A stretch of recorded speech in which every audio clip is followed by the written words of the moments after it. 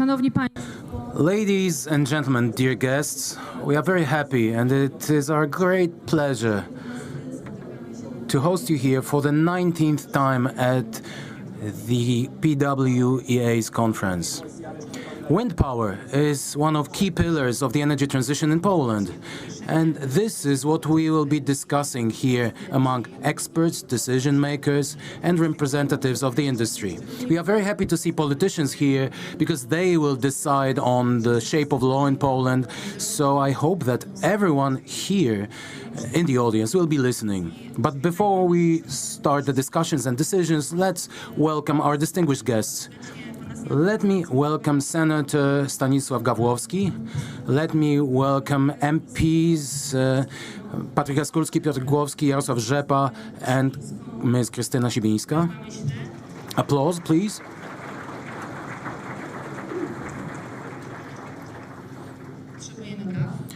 We need some applause here. Let me welcome their excellencies, the ambassadors. We have the ambassador of the Kingdom of Denmark to Poland, Mr. Ole Toft, Mr. Antoni Fałkowski, ambassador extraordinary of the Republic of Poland to Denmark, and Mr. Østenbo, the ambassador of the Kingdom of Norway to Poland. We also have representatives of the regional administration, Mr. Olgier Gablewicz, the Marshal of West Pomeranian Province, Mr. Michał Przepiera, Deputy Mayor of the city of Szczecin, and also Deputy Mayors of Świnoujście, Arkadiusz Mazepa and Roman Kucierski. But first, let me give the floor to Mr. Janusz Gajowiecki, the President of the Polish Wind Energy Association. Good morning. Power from wind is key to the energy transition in our country. This is the motto of this year's conference. You being here in such large numbers, decision makers, representatives of the administration, this is the best testimony to the fact that wind power will be the main pillar of the energy transition in Poland. We meet in a new venue in Świnoujście, and it's not by accident. This is where wind power took its first steps in Poland. Today we are an industry with a record capacity, installed capacity of 10 gigawatts, despite all the difficulties that we had to face in the past years. Today, nothing will stop us from providing Polish households and Polish companies with affordable and clean electricity. At the main session of tomorrow, I will present the results of an analysis showing how the act liberalizing the current location regulations for wind power, currently discussed by the government, will generate a potential and the great opportunity for the development of strong, independent, and energy-secure Poland. Offshore wind will also soon start to power our households. It is not our last word yet, and we hope that the cooperation with the new government and the bold decisions will bring us closer to new sites in the Baltic Sea. We have great potential for that. But this conference is also a very unique one. This year's conference celebrates the 25th anniversary of the Polish Wind Energy Association, established in Szczecin. It took its first steps as an association lobbying towards better solutions for the development of renewables in Poland. And today we have those early pioneers, founding fathers of wind power in Poland, and tonight we will celebrate this great anniversary. Today we are a strong, acknowledged and recognized organization with a strong voice about the energy mix in Poland. Today is a very important day in Poland's history. 35 years ago, Poles made the decision about their future. They demonstrated how important democracy was to them, and they chose freedom. And this is the day, a very important day in our history. Today, looking towards Ukraine, we have the presidents of the Ukrainian Wind Energy Association with us today, and we can see how this freedom and independence, how important they are. Freedom is also about energy security, energy independence, and this ongoing war also affects our reality. So, a huge appeal to you for the upcoming Sunday. Let's not forget about the elections. If we choose the right representatives, they will take care of our green future and of a strong position for renewable energy in our energy system. The turbines of freedom, they symbolize sovereignty, they symbolize freedom, and we will talk about that today and throughout the conference. We hope you will enjoy the conference. We prepared networking zones. We have an exhibition zone with a trade fair. But now, let me give the floor to Marshal Olgierd Geblewicz to officially open the conference.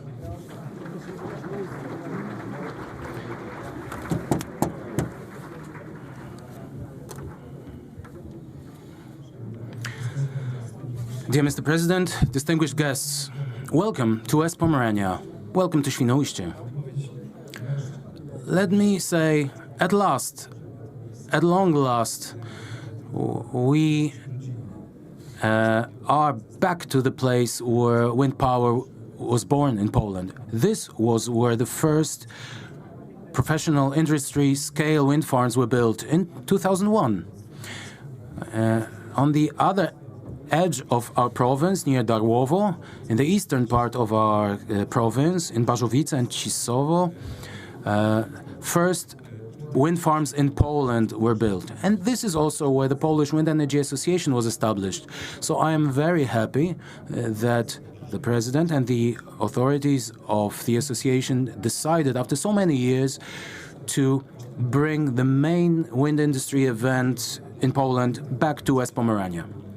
There are many reasons for this conference to happen here. We are a leader in generation of electricity from renewables, and we still have an enormous potential for development of wind. Of course, offshore wind, we are all waiting for it, and I will tell you more about that in a moment, but we're also waiting for legal regulations to change to improve the development of onshore wind. Our region is quite large in terms of surface area, but quite low on population density. And it's also quite windy.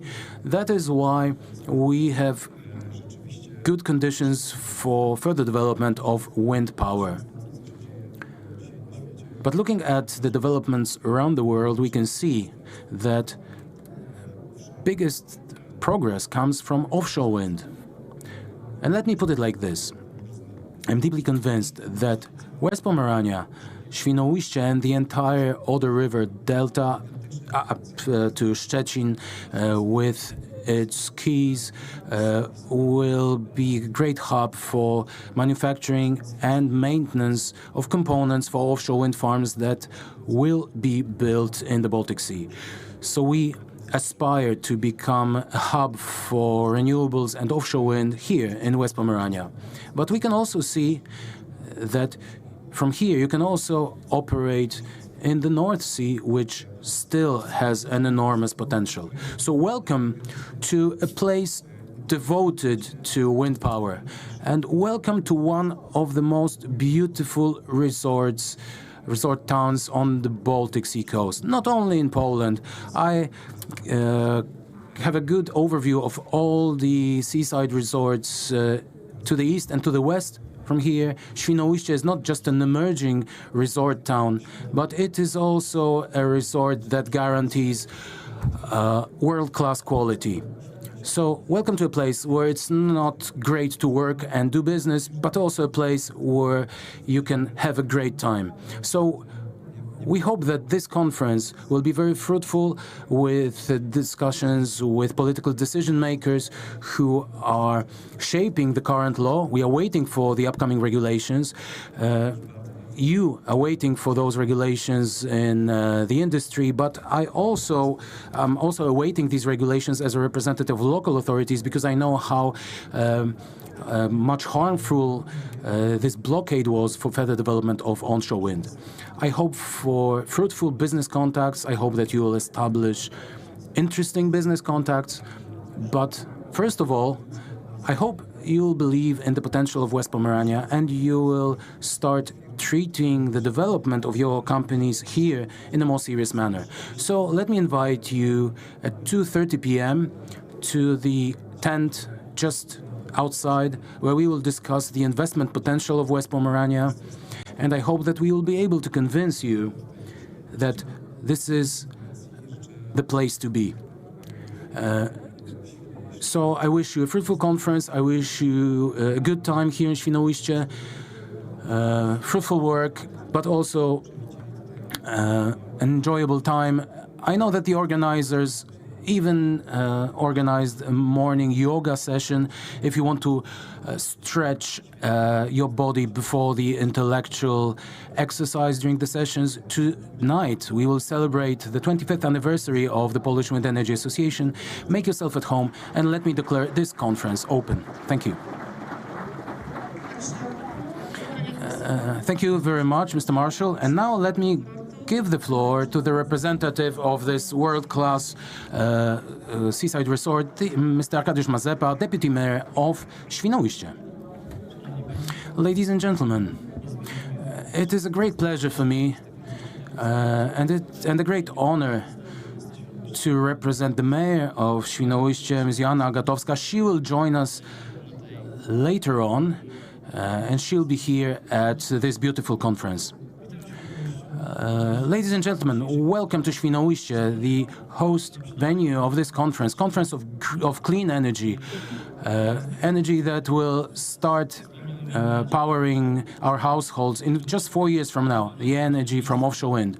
Świnoujście is an important place on the energy map of Poland. Here, an installation terminal is being built for offshore wind farms. It will be one of the largest terminals in Europe, handling vessels capable of operating capable of installing the largest currently available wind farms. And the installation port in Świnoujście can offer handling not only for Polish, but also Danish, Swedish, and Danish offshore wind farms. We keep our fingers crossed for the contractors to complete all the works on time. To the northeast of Świnoujście, offshore wind farms will be built. They will be built in the Polish exclusive economic zone of the Baltic Sea, near the Słupsk Bank and the Middle Bank, and the Oder Bank, which is located closest to Świnoujście. According to investors, offshore wind turbines will be installed in the Baltic Sea will be one of the most modern in Europe. Just one revolution of the rotor can power a single household in Poland for 4 days. This is the potential that we'll be discussing. This gives us the picture of the evolution and the energy transition. We are all awaiting these investments. We hope they will be developed with respect to the environment and corporate social responsibility. The Industrial Revolution took 200 years. The digital revolution took 30 years. The energy revolution has already started. Thank you very much, and let me wish you a fruitful discussion and fruitful business meetings. Thank you very much. Thank you very much. Now, let me give the floor to the CEO of Wind Europe, the largest wind industry organization in Europe, Mr. Giles Dixon.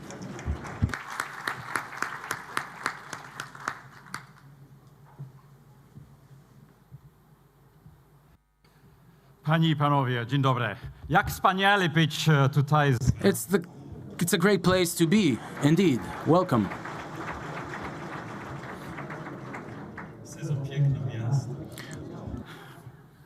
It's a beautiful town indeed. To be talking to you and to see you all in this wonderful Świnoujście. And it's fantastic to see so many of you here, standing room only. Janusz said he wanted this session to focus on, can we save the world? Wow, thank you, Janusz. Dzień dobry. Yes. There's lots of good things happening. There's lots of reasons to be optimistic that we can save the world. First of all, the politics. There is total consensus where it matters in Europe that we have to tackle climate change, we have to strive for greater energy security. We have the Green Deal. It's been the centerpiece of what the European Union has done for the last 5 years. Hugely ambitious policies to reduce emissions, accelerate the build-out of renewables, improve energy efficiency. The Green Deal was a fantastic ambition, and it has survived everything that was thrown at it in the last 5 years. COVID came. COVID could have meant serious trouble for the Green Deal, but no, on the contrary. COVID made everybody think, right, the economy is in trouble. Where do we find immediate economic growth? Where do we find immediate investments? What is shovel-ready to get people back into work, to get the economy moving again? Answer, renewables. And the result of COVID was even greater ambition for renewables. Then a year later, we had the crisis in energy prices, starting in the spring of 2021. Gas prices went through the roof. And of course, that meant electricity prices went through the roof as well. And some people might have said, oof, careful with these renewables, let's stick with what we know best. But no, people realized renewables were cheaper than the other options. They realized the best way to reduce our dependency and our exposure to high gas and electricity prices was to accelerate the build-out of renewables. Then the war came a year later. And people might have reacted to the war by saying, we can't afford renewables. All these huge investments we have to make in new generation capacity, in new transmission and distribution capacity, we can't afford it. Let's stick with the infrastructure that we have got. But no, the response to the war was the opposite. The response to the war was, we have been too dependent on Russian gas. We need to invest more in our energy security. We have to get out of Russian gas. And we reduced Russian gas imports by 2/3. Within 1 year, we met the initial EU target. We still have the second target to meet of getting out of Russian gas completely by 2027. Lots of challenges still there, but we have reduced our dependency, and we have done so in large part by accelerating the build-out of renewables. And there was clear consensus in REPowerEU, the EU's new energy strategy, that the best way to get out of Russian gas and to strengthen Europe's energy security was more wind, more solar, more quickly. And that is what we have done. We have totally revolutionized our approach to the permitting of wind and solar, thanks to REPowerEU, thanks to this new focus on energy security as a result of the war. If you had said to somebody 3 years ago, the build-out of wind energy is now going to be treated as a matter of overriding public interest, they would have laughed at you. But that is what EU law now says. And every member state of the EU has to transpose that into their national legislation. And by the way, the deadline for doing so is the 30th of June 2024. But this is a revolution in our approach to permitting. And we're seeing the consequences of this already. In the first quarter of this year, Germany permitted 2.6 gigawatts of new onshore wind farms. That's an annual rate of 10 gigawatts of new onshore wind in Germany. That's 4 times as many permits for onshore wind than they were issuing 3 years ago. This is the revolution in renewables that is now underway. So the Green Deal, the build-out of renewables, has not only survived all the challenges that have been thrown at it, COVID, the energy price crisis, the war, it has got stronger as a result. Some people say, yeah, but look at this shift to the right. Look at the European elections, all these right-wing parties that are going to win more seats in the European Parliament. Well, they won't have a majority. The majority will still be with the mainstream parties. It is true, the European People's Party, the mainstream centre-right party, we will now need their support for everything that we want to achieve in the European Union, whereas in the past, we've been able to get legislation through with the support of the Liberals, Socialists, Greens, and a few people in the European People's Party. Now we'll need most of those votes in the European People's Party. That will be the consequence of the elections this weekend. But look at the manifesto of the European People's Party.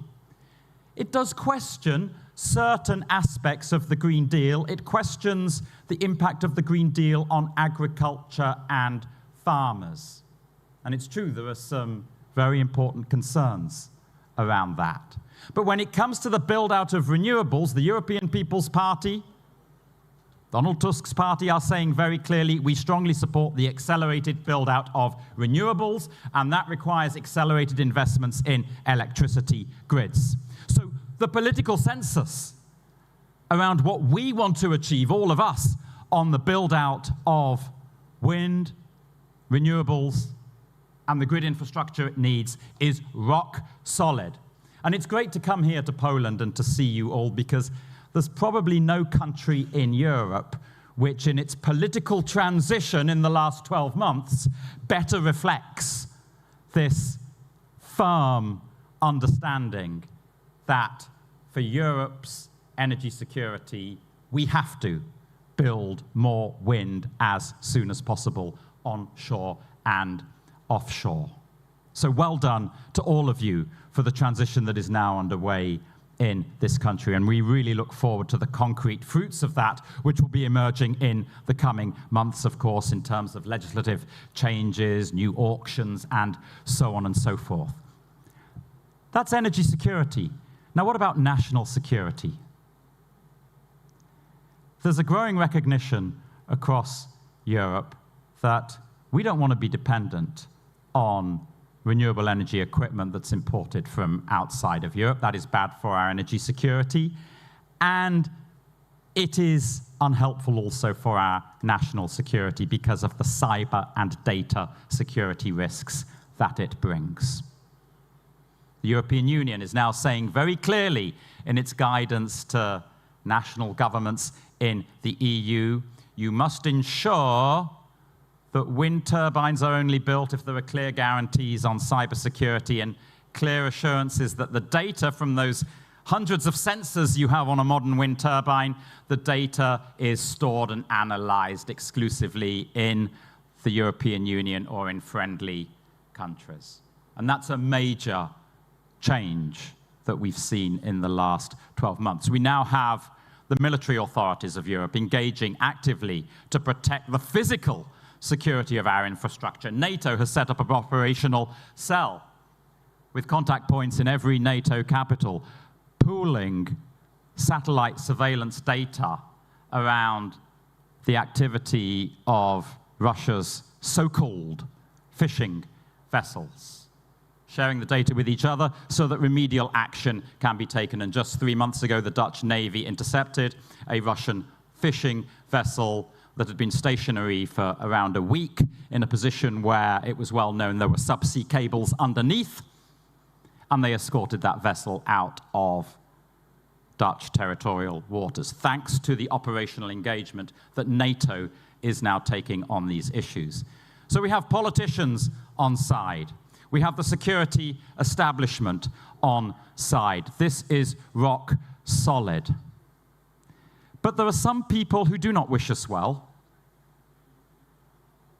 There is our big enemy to the east, of course, that seriously wants to undermine the Green Deal. The Green Deal is not in their economic interests at all. Some people say the Green Deal is an existential threat to the revenues of the Russian state and, more broadly, the state of the Russian economy. And that may or may well be indeed the case. Then we have our other systemic rival further to the east, who, yes, supports the transition to renewables, and my word, they're doing it even more energetically in China than we are here in Europe. Gosh, in many ways, hats off to them. But they want to do this in a way that gives them maximum possible influence. And it's very difficult to say that they're doing this in a way which is not subsidized, of course. The European Union is now taking action against this to ensure a level playing field between European manufacturers and Chinese manufacturers, this inquiry that they've now launched under the EU's foreign subsidies regulation. We fully understand the temptations that wind farm developers face to look at the option of buying Chinese turbines. Prices are lower, the financing terms are extremely generous, up to 3 years of deferred payment. But the European Commission has woken up to this and is questioning how far this is viable without unfair subsidies. And EU law, the new foreign subsidies regulation, now gives the EU the power to stop this kind of activity. And that is the inquiry that is now underway. I want to end on a very positive note when it comes to our supply chain. Europe wants to build double the number of wind farms it's building today. Do we have the supply chain in Europe today to make all of those turbines?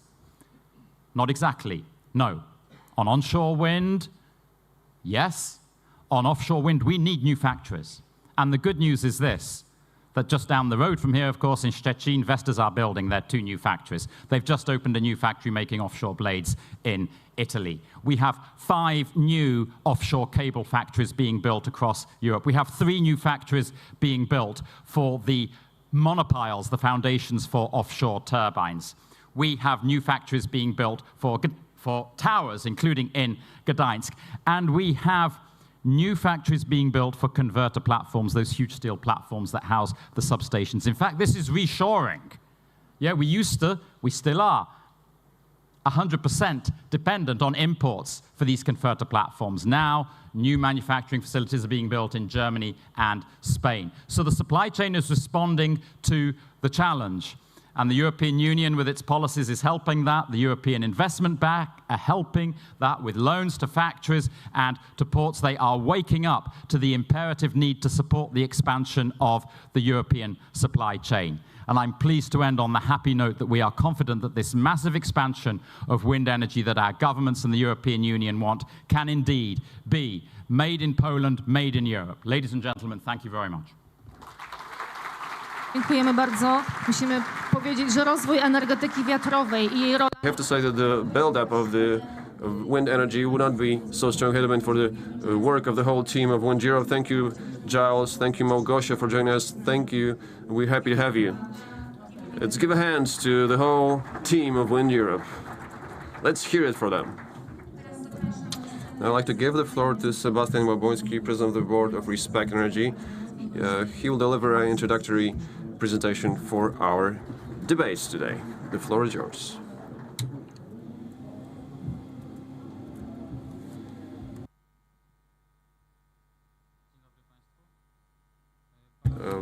Good morning. I'm pleased to be here. I'm happy to speak right after Giles.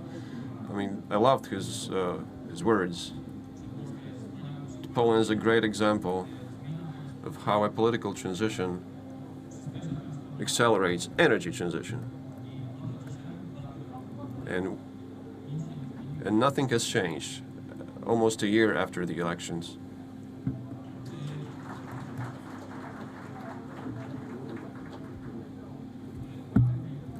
We have the Green Deal.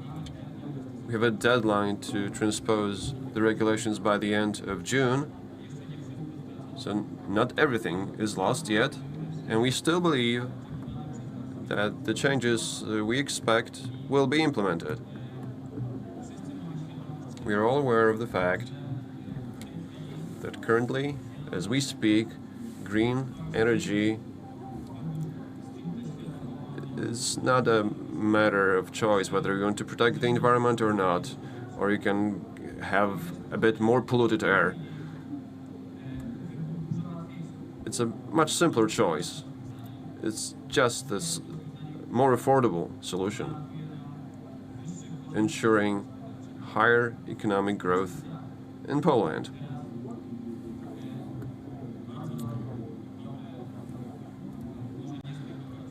Now, maybe not a coincidence that 35 years ago we had the first free elections in Poland, where Poles decided to change the whole political system. And why have they done this? To live better lives. And today we are supporting energy transition for exactly the same reasons. Me and my team, it wasn't me only, I have to give credit where it's due. My team prepared a presentation for me, let's put it this way.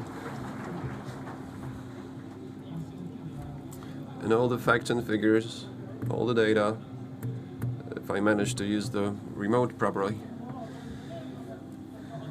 comes from our internal in-house analysis and systems that we built on our own.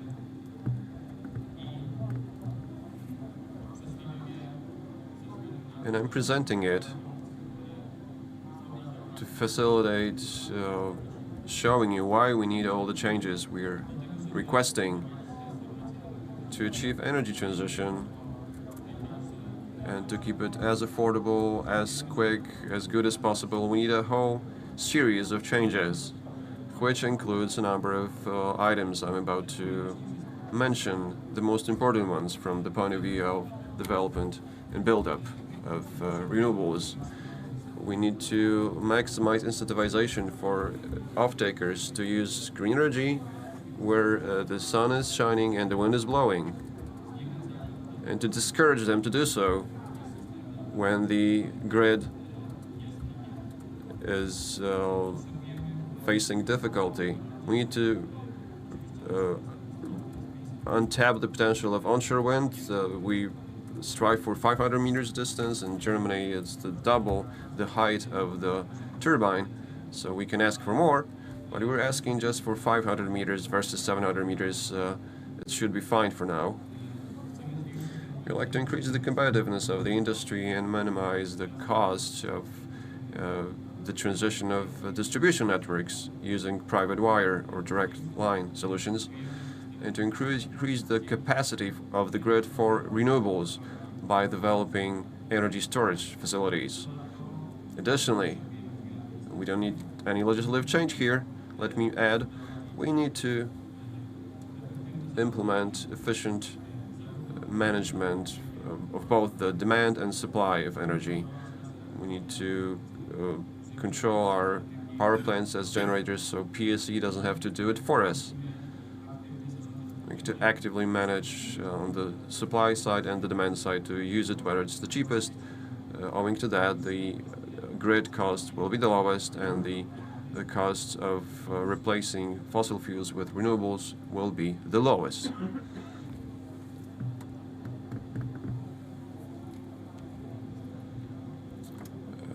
This does not seem to work. If you could just switch the slide for us, please.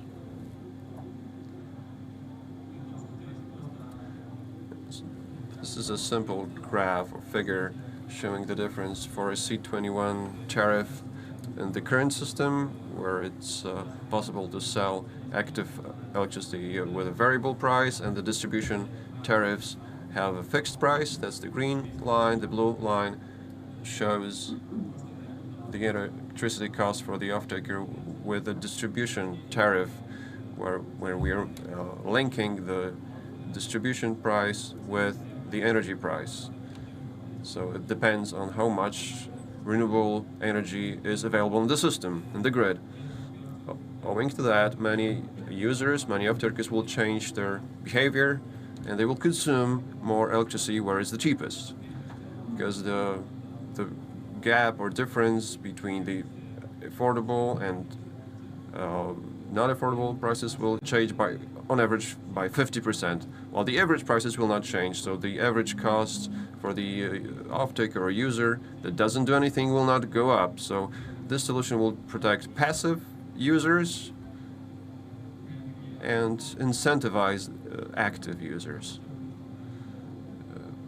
Next slide, please. The previous one.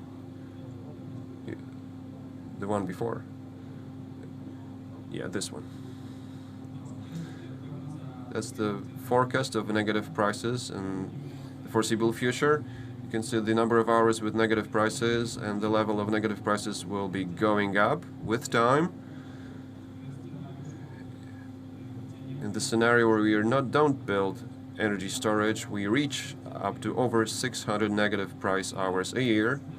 In a scenario where we invest in energy storage and build them up, the number of negative hours drops by 30% in our base scenario. And the minimum level of negative prices will also go down owing to that. Now, what could the Distance Act give us if we change 700 meters to 500 meters? With the current regulations, we could build less than 300 gigawatt hours of generation capacity from wind, with the maximal use of the potential and building the turbines on every plot available based on the current regulations. Now, should we change the limit to 500 meters, the potential goes up to 520 gigawatt hours, which it increases by 240 terawatt hours a year. This capacity would be difficult to build up the whole possible available area, obviously. Realistically, if we were to build just a half, together with offshore and PV, we would be able to satisfy the electricity demand in Poland up to 2040. Now, if we stay with the current day regulations of 700 meters, this will prove to be extremely difficult. Private wire scenario. On the map, we can see these blue bars and orange bars. Blue bars indicate how much wind can we generate in a 5-kilometer radius from around the existing industrial facilities based on current day regulations. So we could cite onshore wind generating 120 terawatt hours of electricity within a 5-kilometer radius of industrial facilities using 60 terawatt hours. So almost the whole Polish industry is close enough to plots or sites that could be used for wind turbines. Now, if it were possible to be connected in an unfettered manner for the industry, we would lower their production costs, increase their competitiveness for them to manufacture more, increasing the number of jobs and Polish GDP and exports. Additionally, 60 terawatt hours of generation, twice more than we are generating from renewables in Poland, almost twice, could be built without developing any distribution networks. So building this capacity does not require any additional investment into the grid. Based on the estimates, we need a few hundred billion zlotys just to increase the capacity of the grid to accept renewables, and the next 40% of demand could be replaced with renewables without investing into the grid. Next slide, please.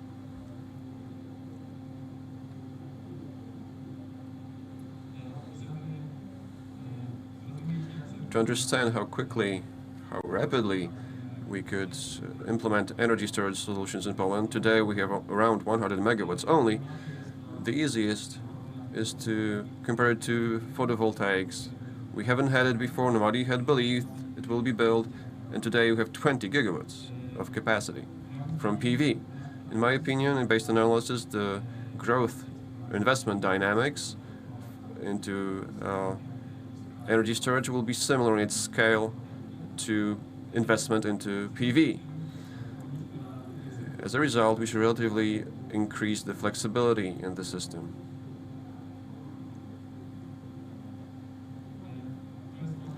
And that's our forecast of development of capacity of energy storage by 2030.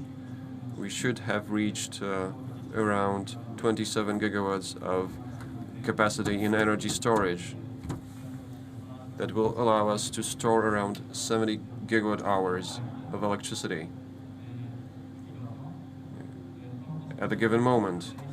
It will allow us to lower the minimum levels or minimum capacities of fossil-powered power plants. Today we have coal-fired power plants. They have to generate 5.5 gigawatts, regardless of how much renewables are generating. Replacing it with energy storage will not only allow us to switch out of these 5.5 gigawatts of fossil-powered power plants capacity, but additionally will allow us to store 5.5 gigawatts of electricity during these hours, so increase the renewables capacity of the grid in these hours by 11 gigawatts.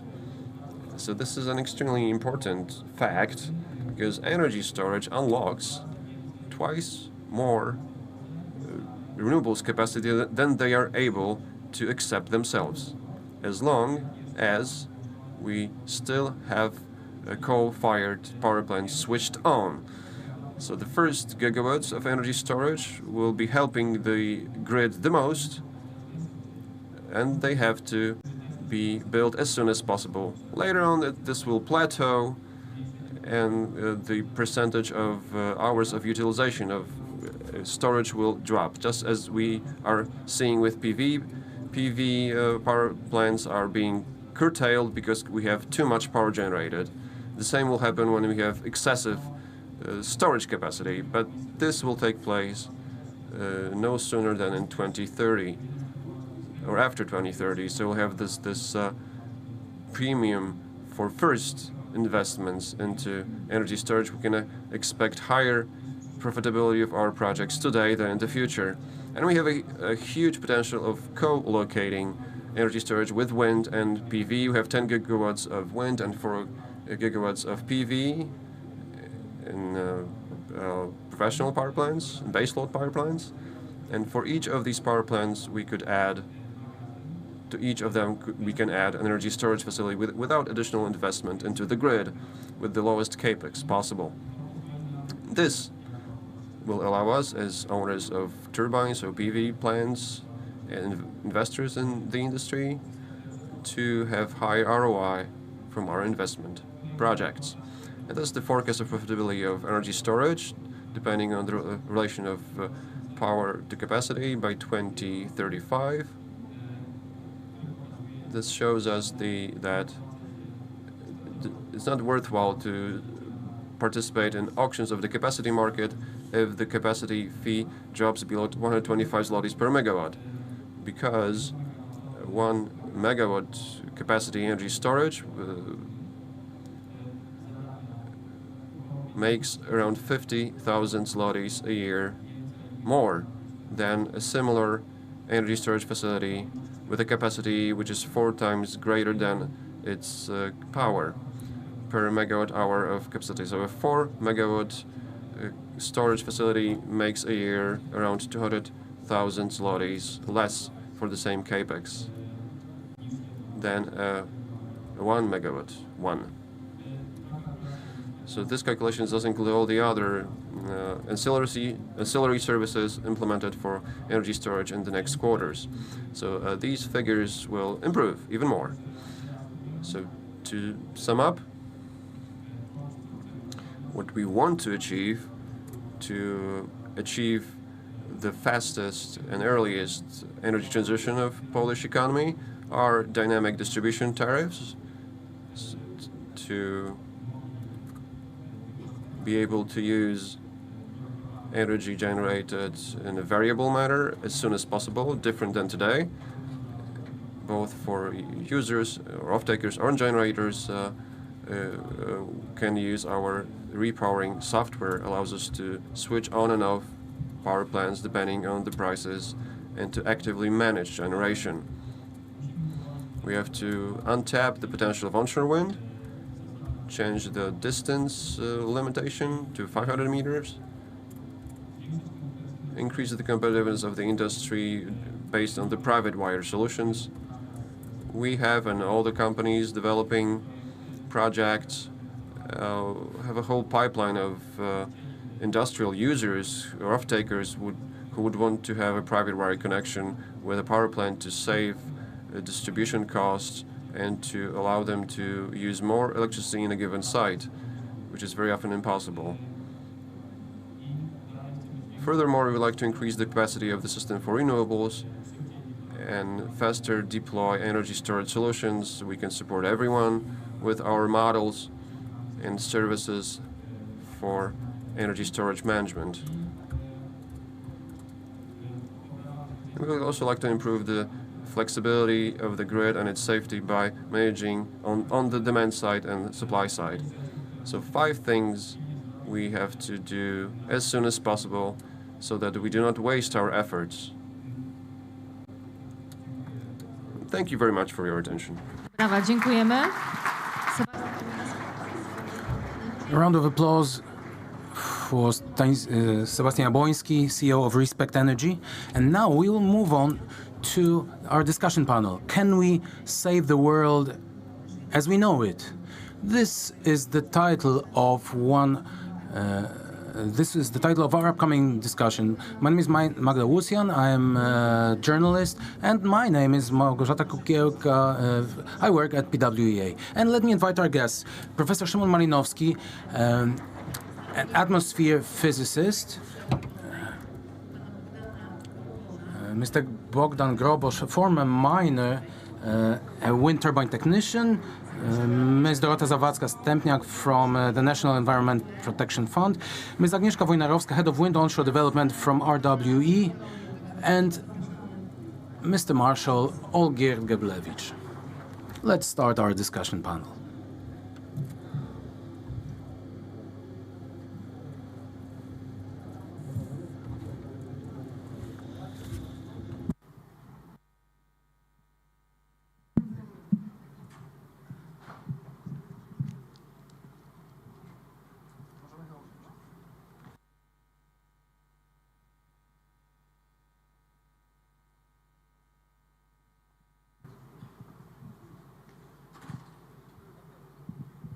Zanim przejdziemy do rozmowy o odnawialnych źródłach energii, zacznijmy od...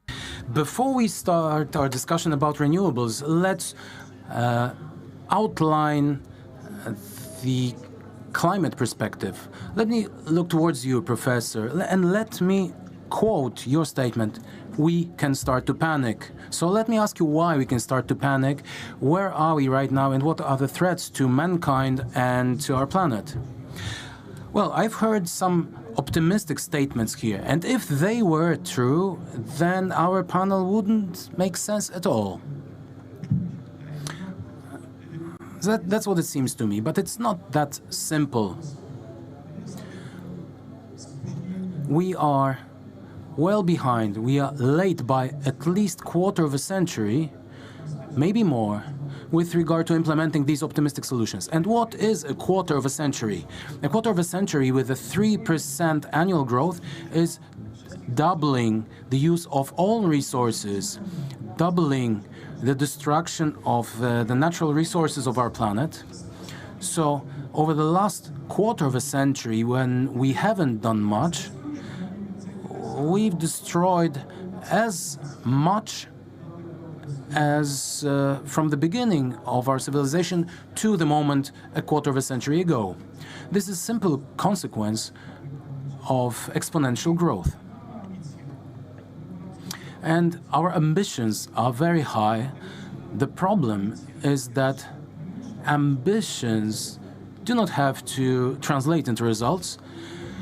And secondly, the climate crisis and biodiversity crisis are planet-scale crises.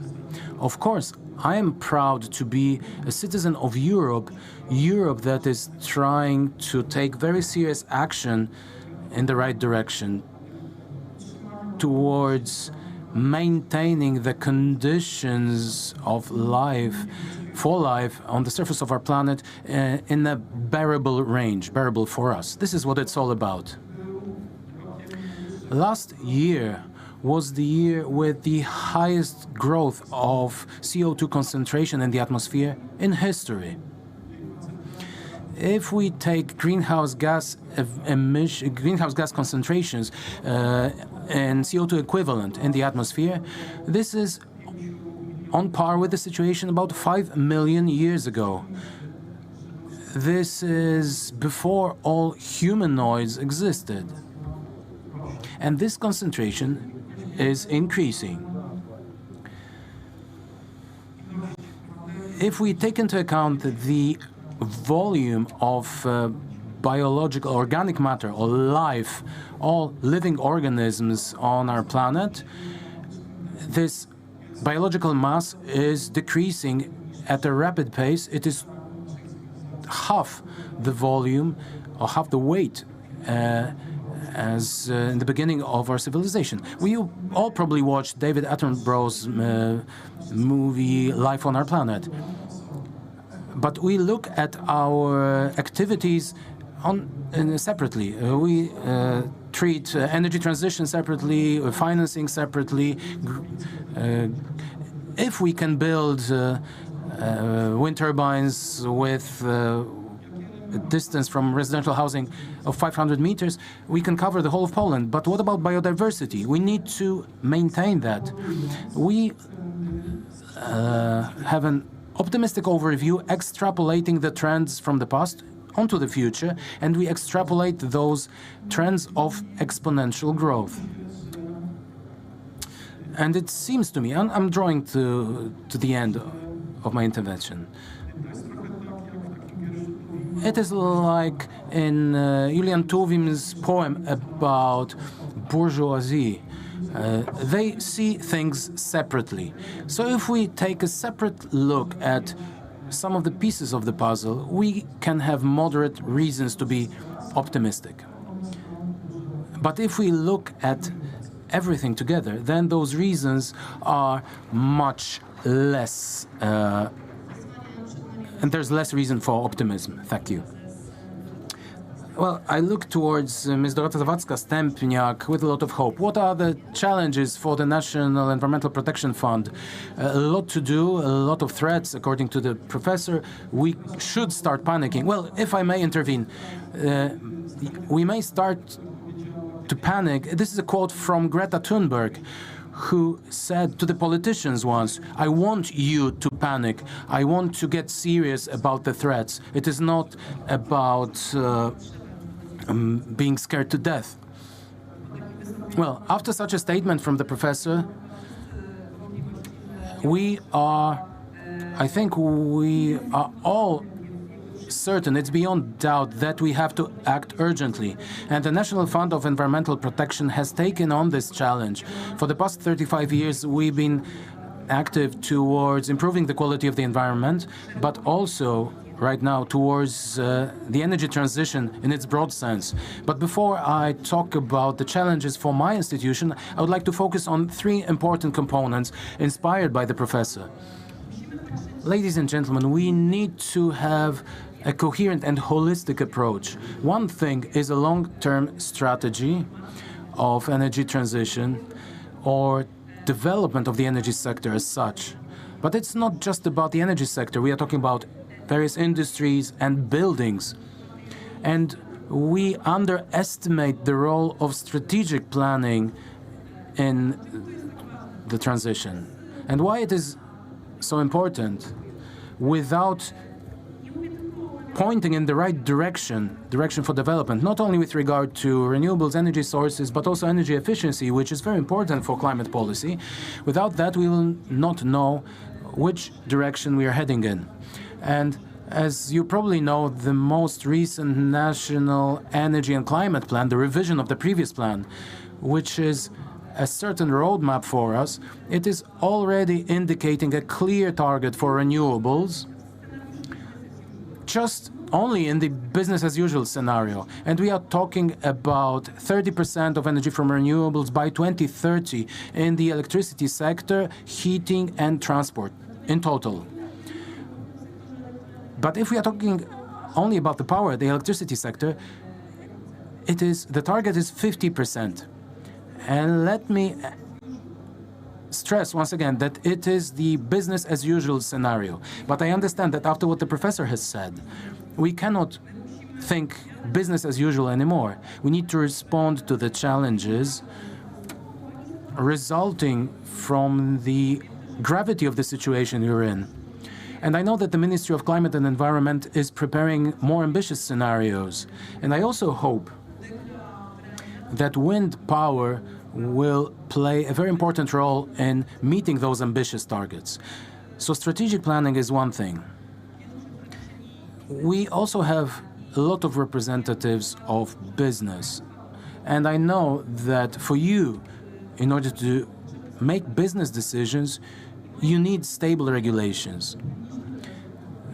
And the second important component we need to take into account is legislation, the energy law, the renewable energy sources law, and all the other pieces of legislation should be stable, should be in line with the EU legislation and Fit for 55 and other pieces of legislation at the European level. And this is the second very important component we should take into account. And only the third element, I'm fully aware of that. I represent a financial institution, but only in third place I would put financial matters. The National Environmental Protection Fund currently has 60 priority programs, and more than half of those programs are devoted to the energy transition. Those are programs aimed at modernizing the heating sector, modernizing the electricity sector, developing distribution and transmission grids, but also, as mentioned in the presentation of the Respect Energy CEO, also aimed at energy storage.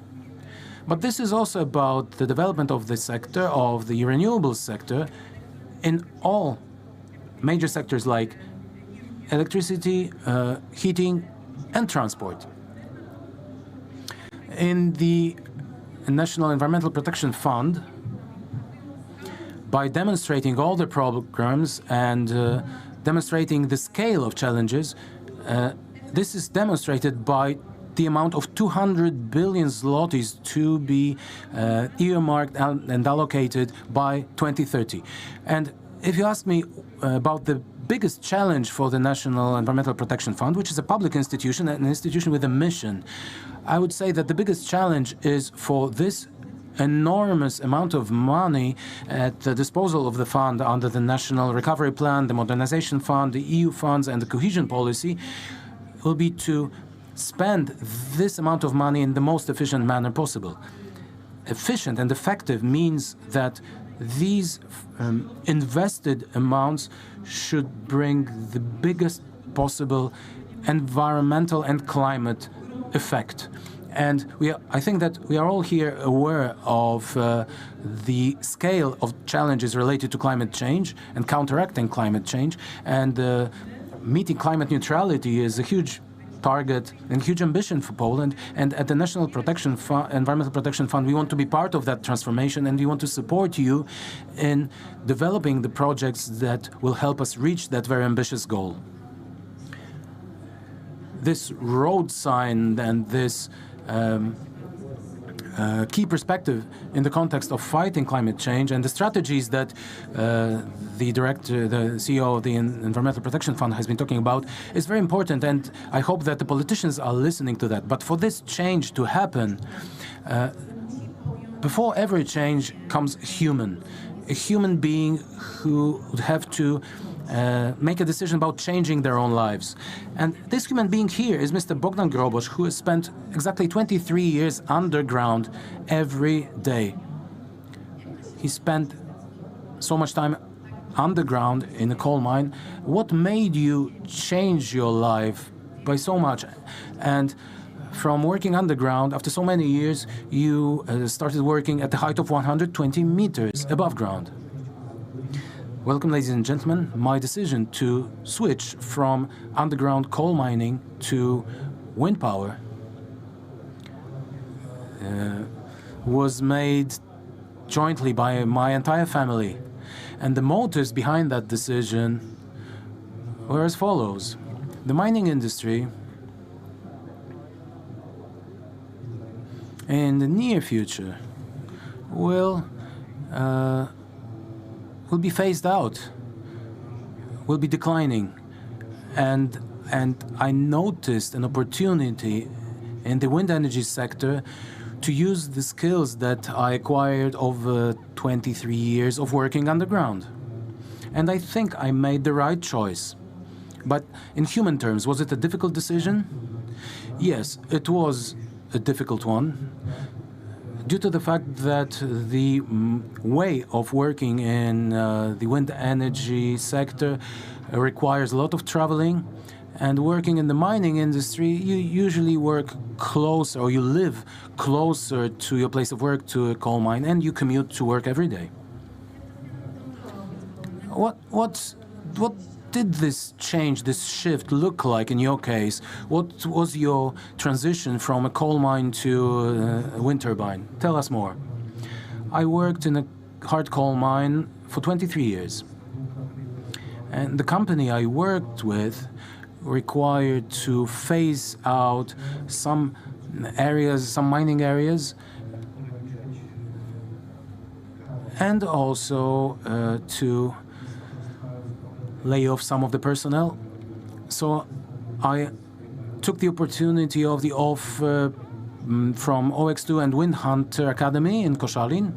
I took a month-long training in Koszalin, and soon after completing the training, I found employment in one of the companies in the wind industry.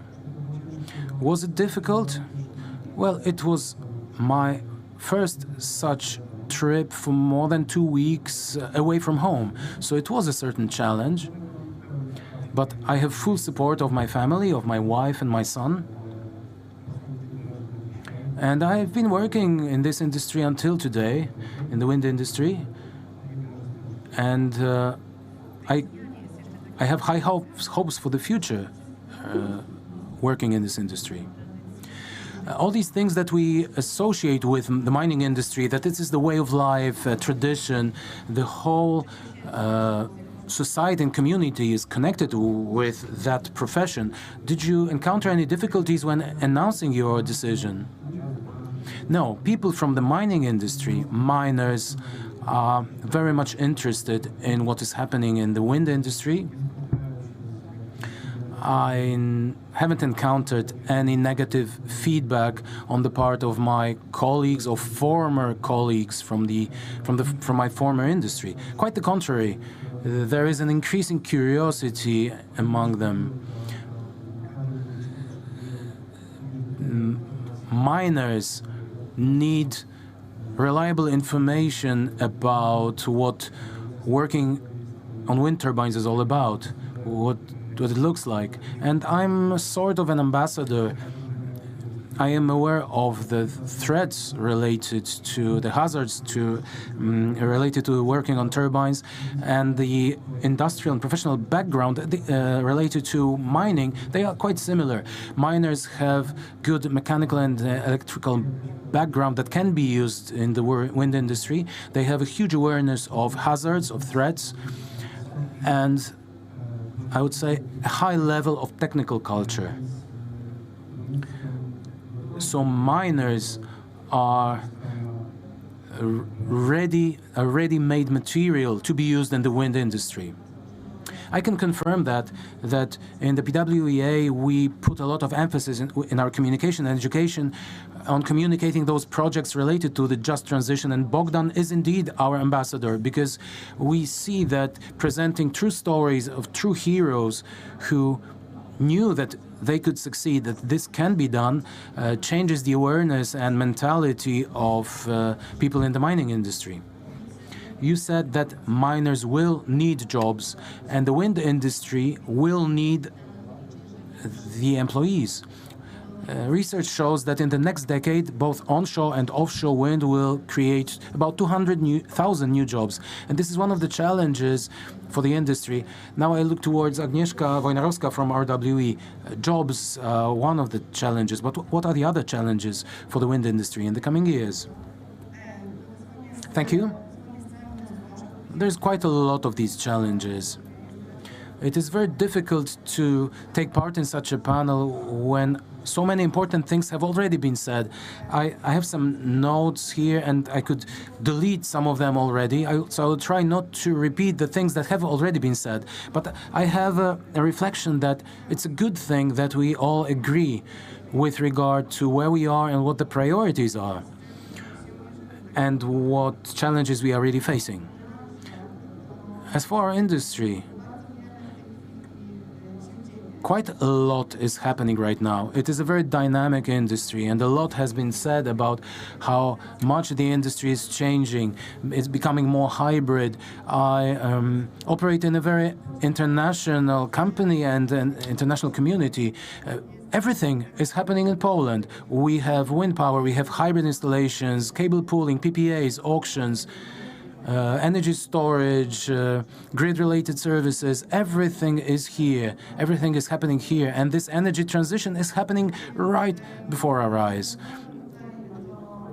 And I would like to refer to what the previous speakers have said, including Sebastian, who has said about what has to happen here, because those are the things that are closest to what I do as the representative of business, for these projects to become a reality. As I look at everyone here in this room, each and every one of us has some projects in various parts of Poland, and we often see it as a problem. Not all these projects will be developed, and we compete with each other, but we can look at it as an enormous potential and wealth of opportunities for our country to build a very strong energy sector. And the challenge that we are all facing is for this energy transition, and it has already been said, for this transition to be done in a just and responsible, smart way, so that it is not some kind of a wild transformation, wild transition, but a transition that will bring positive results for the whole society. We often forget that the energy sector is not for energy sector specialists. Energy is a product, is a commodity that is needed everywhere. It should be affordable and good quality, as needed by the industry, by the economy, and by people. And for things that would need to happen to really accelerate the development of the sector, I would list similar things that have been mentioned by Sebastian, but in a different sequence. I think that right now, and we are just one step away from this happening, is actually increasing the flexibility in the system. Many of us would say that the grid is the biggest problem right now, grid connections. But why we are not able to get connected to the grid? There is a grid development plan that has been recently published by PSE, and we have a positive opinion of this plan. So it seems that the grid will be able to accept the capacity and the generation, but flexibility is needed. We need energy storage right now, and the regulatory solutions, we will not be discussing them here in this panel, but there will be other panels where we will discuss detailed solutions, and sometimes minor things in regulations can very quickly unlock a huge potential for development for energy storage with the capacities that will make available more capacity for wind power and our renewables. So I would put it absolutely in first place, flexibility and allowing for quick development of energy storage facilities as parts of hybrid installations and as standalone large-scale energy storage installations. So this is simple, transparent regulations that are understandable, legible, the same access to information for all market players. It is of key importance. It sounds like a mantra that we keep repeating, but unfortunately, this is still missing. Marshall, on the eve of European Parliament elections, will be somewhat deciding about the future European policy and what comes with that, with the funds, what they will be spent on, and the question whether the current government discusses energy transition a lot. Is this a topic for conversation? Is this a component that Poland should be betting on? Let me put it this way, giving you a broader answer than just about the position of Poland. I represent the Civic Platform. The Civic Platform is a part of the European People's Party, EPP, and in the introductory speech, Giles Dixon from Wind Europe, from the European network representing the industry, has very well described our position. I'm a member of the management of the EPP. I have this huge privilege. I've had this privilege of working on the manifesto mentioned by Giles. So our, let's say, electoral program.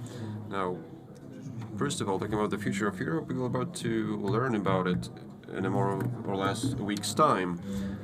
We still foresee that radical right-wing powers will not become mainstream, as you know. These fringe parties treat the whole European community as a kolkhoz and the Green Deal as some kind of a green religion or a cult. So in their view, you are members of a cult, pushing us somewhere we don't know where. But assuming that the EPP remains in power and other center parties remain in power, assuming all this, and assuming that Ursula von der Leyen remains at the head of the Commission, I'd like to note one thing. There's a change in the narrative, but please do not draw large conclusions from that. Currently, EPP and many European parties are not talking about the Green Deal as much as such, and the two main slogans are security and competitiveness, the main slogans for the elections. Why? Because we obviously know that it has already been mentioned, by the way, by Mr. Dixon, this part devoted to agriculture causes a lot of concern and emotions. I truly believe that it's not worded properly. We have to add the forestry industry to it, because it's difficult to put in a single bag, in a single piece of regulations, farms and forests on Malta and Poland, and forests in Finland or Sweden. Such hasty regulation has caused a lot of concern and many protests, not only in Poland. Against the current day political backdrop are very much supported by Russian agents, Russian spies in Europe. If you believe that it's not existent here is naive. They're working here, they're using all the possible levers they can. And EPP, clearly, and Civic Platform is of the view that the development of green electricity is about our future. It was stressed in the manifesto as well that we should build up the energy distribution grids, transnational dimension, a transnational transborder grid, and energy storage as well. And here on the political side, at least at the manifesto level or political program level, I mean, this direction has been defined, but it all depends, and the question is about the rate of these changes. In the first part of our meeting, we have already discussed this. We are still waiting for a regulatory change in Poland to untap the potential for future development of wind energy. I'm saying this as a member of the local authorities. We are on the same side here. We're trying to lobby in a proactive way for precipitating the implementation of these regulations because, well, it's already been decided that they will be implemented. But it's not only about the Wind Turbine Act, it's all about the plan for development of Polish energy grid to be implemented. Simply. Otherwise, it's not worth the paper it has been written on. So we, as a region where we have a generation that fully covers our demand and it's growing and further facilities are being built, we are very much interested in the development of the grid. These networks, without them it's impossible to be an exporter and to export the energy south, where we have larger conurbations and large centers of population using a lot of electricity. So I would put it this way, we'll see what kind of Europe we will wake up in a week's time. I hope it will be stable and predictable, and it's still betting on the development of renewables. We will also see whether promises are kept. During the electoral campaign, politicians promise a lot, and it's the role of journalists and citizens to keep them to their word. A question to you, Professor. You have outlined this climate outlook and the condition of the planet. When and how exactly should we see an energy transition for it to follow the calculations and assumptions of scientists? Well, it's a question about the past. You're asking me about the past. I mean, just give us some optimism. Let me put it this way. It must happen. It's a sine qua non. It's a precondition to see the future in brighter colors. It's not only about energy transition, but there is a number of other transitions that have to take place. As a physicist, I have to put it this way, something is about to happen. I check, apart from the requirements, the required conditions, I check the satisfactory condition. And the energy transition, or the Green Deal and many other things, are still not the necessary condition. They don't meet these requirements yet. What is the energy transition about? What is our thinking about the future is about? We're leaving everything as usual. We just move the building blocks. Instead of coal-fired or fossil-fired fuels, we have renewables. So we replace one component with another. We don't really see the need of a paradigm shift in how the whole global system is functioning, which has been undermined by us. We've always been opposed to nature. Every development of civilization was taking something away from the nature. And the way we still keep thinking that and operating in this way. We have many words about the future, about the growth and development for the future. We need more. We should build more and more. We don't have room for that, really. The planet will not fit all this. Lots of our civilization products of our hands, the weight of it is greater than the weight or mass of the whole biological matter globally. 70% of Earth has already been affected by human civilization. Apart from the building blocks, we need to change our way of thinking, our mindset. We should not think that the world around us will not end, and we can build how many turbines we wish, or PV panels, or whatever, that it's limitless. We need to put a large part of it to nature and live differently, apart from these building blocks that we need, obviously, and we very much support the whole transition and towards renewables and nuclear power plants and energy efficiency or saving electricity as such, and saving everything, basically, and conservation. But within this paradigm we stick to, this will not function. This will not work. We are doing a lot to change these building blocks. We keep talking about these. We start new mechanisms in spite of all the hurdles, all the wrenches put into the works by Putin and populists. But we are not able to boldly say that it's not enough. It's not enough. We have to stop thinking how to change our relationship with nature and with whole life on our planet differently. We need to reshape it. We need to redefine it.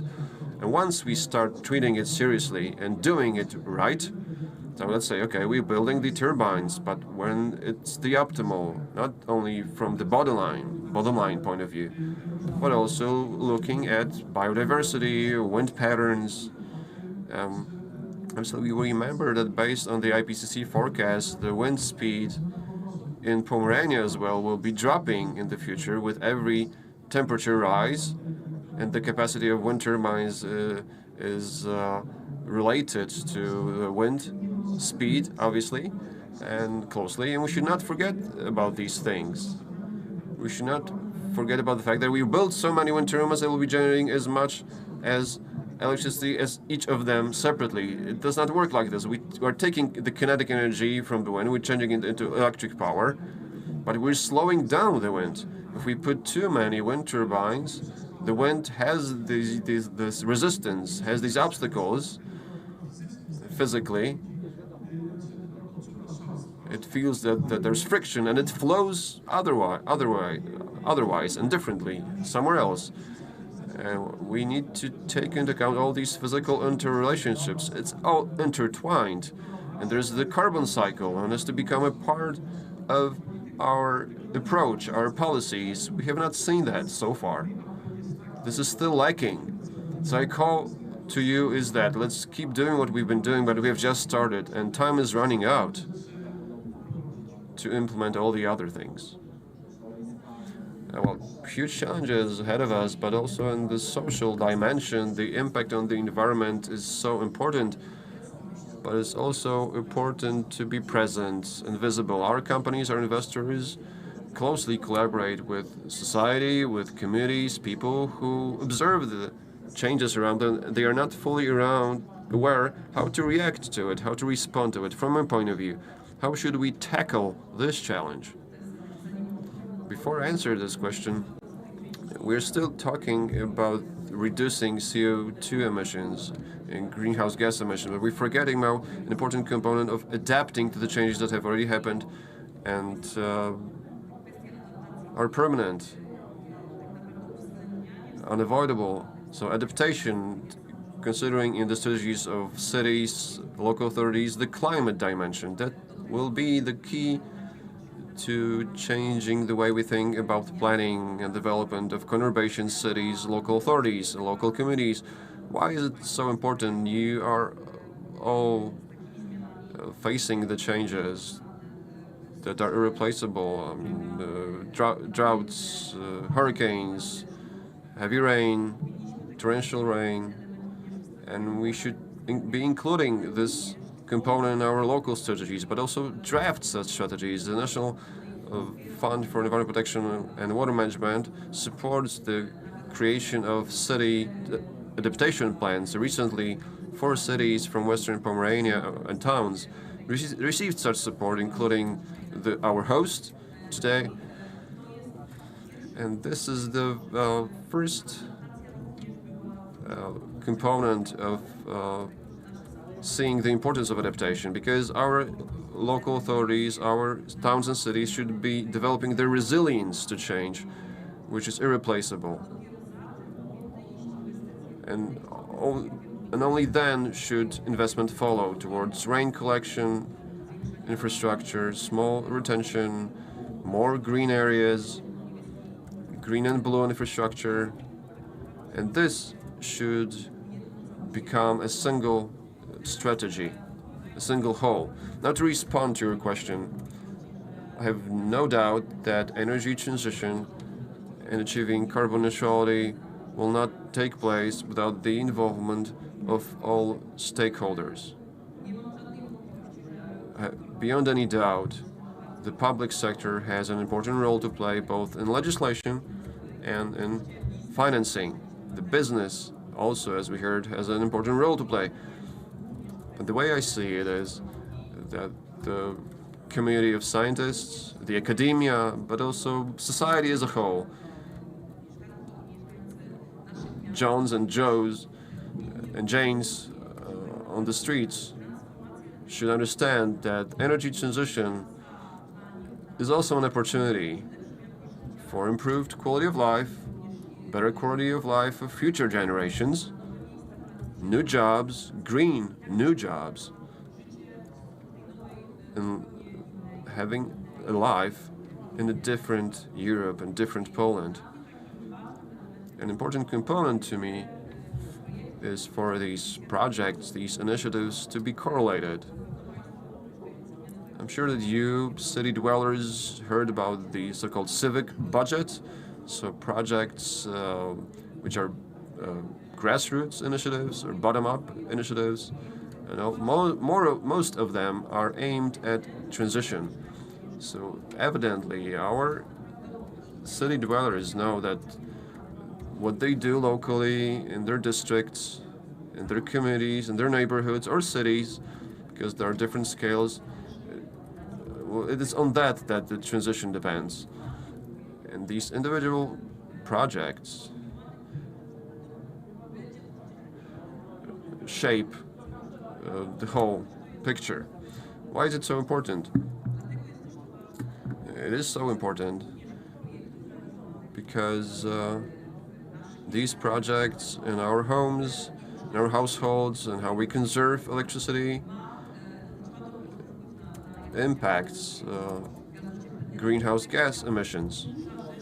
That's why we have such a large range of projects financed by the National Fund. I'm talking about the clean air or my electricity, my EV. There's a whole range of programs that on micro scale have an impact on achieving climate goals. Another call, an appeal from me to inspire what professors said, let's not forget mitigation. Let's not think about only mitigation. We should adapt our towns and cities to changes that have already taken place. There's nothing we can do about them anymore. And we just have to adapt to them. You're talking about these grassroots and bottom-up initiatives, so we quickly return to Bogdan, and if all the miners decided to reskill, they would find new jobs and easily in wind power. In onshore and offshore wind, we can have even 200,000 new jobs created. But for this to happen, somebody must support it. So a question to you, as a champion, as a voice of this committee, I mean, most of your life you spent with these people, you know them. How do they perceive this concept? Did they think that your decision was crazy? Or are they considering this themselves? At the outset, this decision brought some smiles to the faces of my minor colleagues.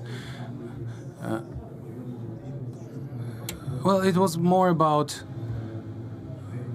emigrating from 1,300 meters underground to 120 meters above ground. The questions included, are you afraid? Is it scary? But it is much less scary than working in a coal mine underground. No, miners are very curious of the wind industry because they do not really know how this industry operates. So climate education is extremely important here, not only among underground miners, but also among miners who work in open pit mines. And also among employees from the coal fired power plants and the entire sector. They will look for possibilities to change the sector of their employment. In those declining industries that will be phased out quite soon, there is a willingness to find a new place in life. I'm asking because it is a professional group that that appears in the public domain as a group very opposed to any changes. So your voice brings some freshness here, fresh look here. I'm quite surprised that there is an openness and curiosity. Is it full stop there? Well, I'm happy that you perceive me in such a way, but among miners, there's quite a lot of people who think like I do. And the fact that they are still afraid of new challenges comes as a result of the lack of knowledge about how the industry operates, and also their willingness to remain closer to the families, which is not a big problem. And with my discussions with my colleagues, I show them that it is not a big problem to reskill or to get reskilled. Let me move on to Agnieszka, who is a voice of the wind industry in this panel. The whole industry is waiting for the potential of wind power to be unlocked, is waiting for the changes that have been announced and changes of the minimum distance of 500 meters. Can you tell us what's going to happen after the potential is unlocked? But could please also refer to the words of the professor who appealed for wind turbines to be built with respect and care for the environment and biodiversity. And please tell us about how this issue of environmental and nature protection is important to the industry. Let me start by referring to that. It seems to me, well, I know actually, we are doing this, and at RWE, we are not the only ones. We are very active towards that, and all the issues related to biodiversity and studies of biodiversity. To protect biodiversity, we need to understand what kind of impact we have on biodiversity and how to measure it. And at RWE, for the past 12 months, we've been running a study program on the impact of PV on biodiversity in Poland. We do it on our own projects in cooperation with the Adam Mickiewicz University in Poznań, and we decided to continue this program for another 12 months so that for ourselves and for the whole industry we can collect and share the results of these studies in a scientific way to make informed decisions on our activities. And similar initiatives are taken for wind power. Here we have the projects are slightly more complex, and the research on the impact on biodiversity is also more complex because it depends on the specific location of a project. So as the professor has mentioned, site selection, location selection is of key importance here, but after the location is selected, you can also take some actions or there are methods to protect biodiversity or to have a positive impact on biodiversity, because this was demonstrated by our studies of PV.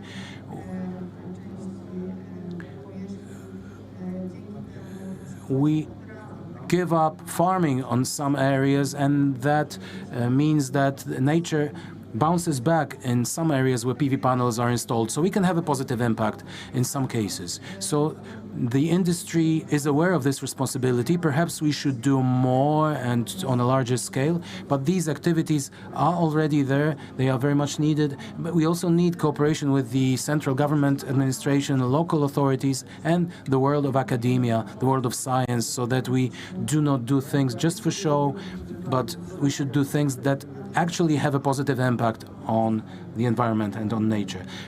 As for the Distance Act and its amendment, this question is being asked by the board of management of my company every day. When will we be able to build more projects? This, unfortunately, is taking time. And we are coming back to this discussion. We need changes not only with regard to changing the minimum distance, but also permitting. A development process of a wind project is at least 6 years, sometimes 8, but sometimes up to 10 years. So at the current stage, and so with such long permitting, we will not have energy transition very soon. So it is of key importance to use the examples and solutions from other European countries where it was possible to shorten and streamline the procedures, permitting procedures, while respecting the environment, the nature, and social dialogue. So it is a huge challenge, but specifically, the first projects are already being developed after the 10H rule has been relaxed or removed, where investors were lucky and they had local zoning plans or environmental decisions that made it possible for them to implement these projects under the existing provisions. So several projects have been taken out of the freezer and they are already being implemented in Poland. Some other projects that required additional changes to the permitting process, in particular obtaining a new environmental decision, environmental permit, they will be developed in 2026 or 27. So some of the projects that you have in your portfolios will bring a certain freshening up of onshore wind. So this process takes time, but for us to see the effects of this change will take another couple of years. And to a large extent, it will depend on how effective we will be in streamlining and accelerating the procedures for wind power. Because we are at the very end of European ranking with regard to the duration of permitting processes compared to other European countries, also including grid connection conditions. So 8 or 10 years in our case is not a good result. So we need to accelerate, to speed up very much. And the wind industry is looking at the nature and the environment, and it is one of the key pillars in their strategies to have clean, green energy, affordable energy, but it should be generated while taking care of the nature and biodiversity. But sustainable development is also a huge challenge for local and regional authorities. And I asked this question to the Marshal, who said that this region is a leader in green electricity generation. How to make a region generate more green electricity, and what are the benefits for the region from that fact, from that development?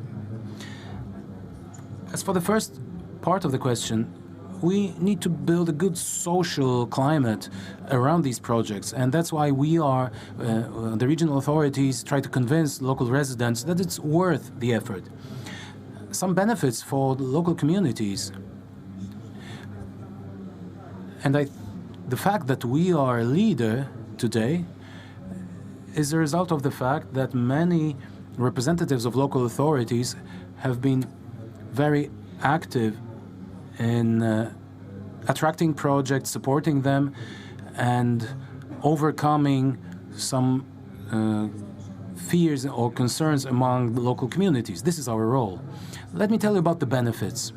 Listening to Bogdan and his interesting life story, I thought that West Pomerania is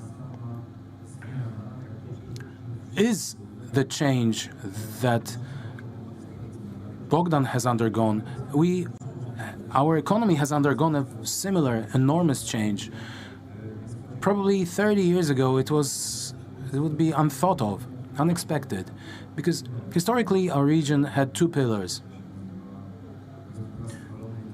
farming, and you may remember those large state-owned farms, the so-called PGRs, that went bankrupt in the 1990s. And the second pillar was the maritime economy in this traditional sense: shipyards, sea fishing, ocean fishing, and these industries have been declining, and we had to undergo a significant economic change. And this was when a companies from the renewable industry appeared here. In 2001, as I previously mentioned, the first wind farms were built in our voivodeship, in our province, and others have followed suit. And what does it mean for an average citizen or resident of our region? These installations they result in wealthier municipalities, because municipalities and their revenues depend on property tax or real estate tax. So a wind farm generates a significant additional contribution, additional revenue for the municipal budget. And these additional revenues mean investments for local residents, roads, better education quality, and better quality of schools. So a good mayor or good local authorities can convince their residents that it's not just about clean green energy that we can generate, but that it also brings individual added value for them. So from the point of view of companies, it is about new opportunities. I know very many companies who had operated in other sectors, like in the wood, timber, or furniture industries, who now work as subcontractors for blade manufacturers. And the first large companies to have invested here with regard to creating a manufacturing hub for renewables or service hub for renewables was LM Glass Fiber, the then Danish company. And this company has undergone a change. And I remember, as being a sailor myself, I remember yachts or sailing boats manufactured by LM for dozens of years. And then the company gradually shifted to renewables, and they completely gave up manufacturing sailing boats. So it is a great opportunity for companies changing their sectors of operation, of activity, to more prospective and more profitable ones. So this is the second positive impact on the economy of our region. And ultimately, jobs in those companies that emerge in the renewables industry. Those are both manufacturing companies. It is very difficult to assess that. Sometimes those are sole traders or single-person businesses, advisory companies. But on the other end of the scale, we have companies employing hundreds or up more than 1,000 people. But we see that about 500 people in our region operate for this industry. And this number is quickly growing. And I dare say that this number will grow at a dramatic pace, a very rapid pace, if we once we unlock the enormous potential for offshore wind and when we relax the barriers onshore. Because we still have a lot of locations where these projects could be developed. And you could also see that in the map in one of the presentations, that our region has an enormous potential for further growth of the industry. So this means additional jobs, and this means additional tax revenues. What will come next? I believe that because the energy transmission issues over large distances are very difficult, very costly for grid operators, I deeply believe that we will have more and more B2B projects where renewable energy will be sold directly to companies who are energy intensive, who consume a lot of energy, and who will be interested in bringing their manufacturing capacities here to purchase this green energy. This includes data centers and similar companies who are already interested in these locations. And finally, let me tell you what it means for this region that I'm responsible for.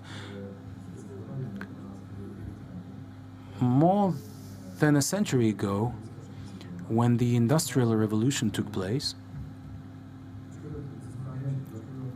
Well, I was wondering why areas like the Ruhrgebiet or Silesia are so populous. The rule was simple. With coal came energy, cheap energy, and it boosted economic life in various aspects and in many locations. Everyone wants to enjoy the benefits of affordable energy, and this caused huge migrations of people. And I deeply believe that this is the future of our region, that this will be a region of green and affordable energy, and that it will boost the development of businesses that we cannot even see or foresee today, but it will improve our regional competitiveness, and that it will bring further development and further growth of our region. We need to put a full stop here. Thank you very much for this discussion. Thank you for being with us. I hope that in a year from now we'll be able to talk about what we managed to achieve, and we will have a bit of optimism. Professor? Well, I'm always an optimist, but I'm not a complete optimist. I see some clouds on the horizon. One small surprise that was not scripted. Every year we present a special award in various categories, and today the person who has been awarded cannot receive the award at the evening gala because she will leave us during the day. So Magda Łucjan. Magda, thank you very much for your education activities and involvement, and for your TV show discussions about the end of the world. Yes, indeed, Magda has made an enormous effort for us in the most difficult period for our industry over the recent years. She was always with us. She supported our efforts with regard to discussing and amending the Distance Act. So this small award, the statue, is a token of appreciation for you. So big applause for Magda Łucjan.